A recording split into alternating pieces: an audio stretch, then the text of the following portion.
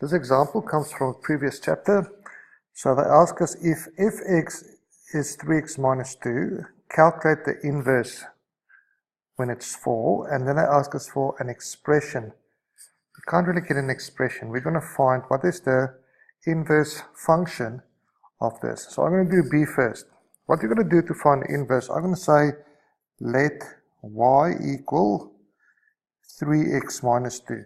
And remember, our first step now is to say the inverse is,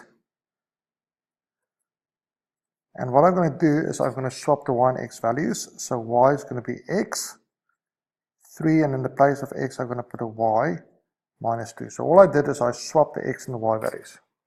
Now I'm going to make y the subject of the formula. I'm going to swap two sides first. So I get my y on the left hand side.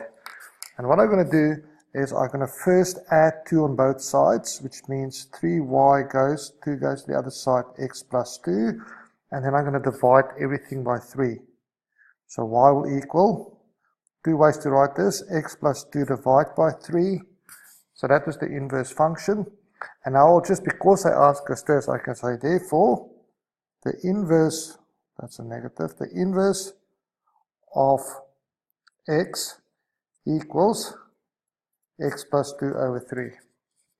Be careful not to leave that step out, otherwise nothing here makes sense.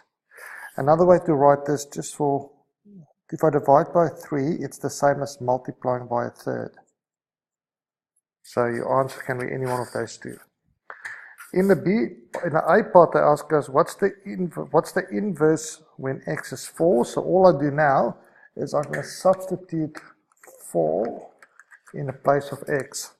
I'm just going to use this one. So I'm going to say the inverse of x equals x plus 2 over 3.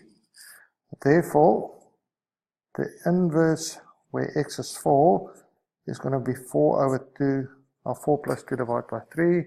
6 divided by 3 is 2. So the inverse of the function at 4 equals 2.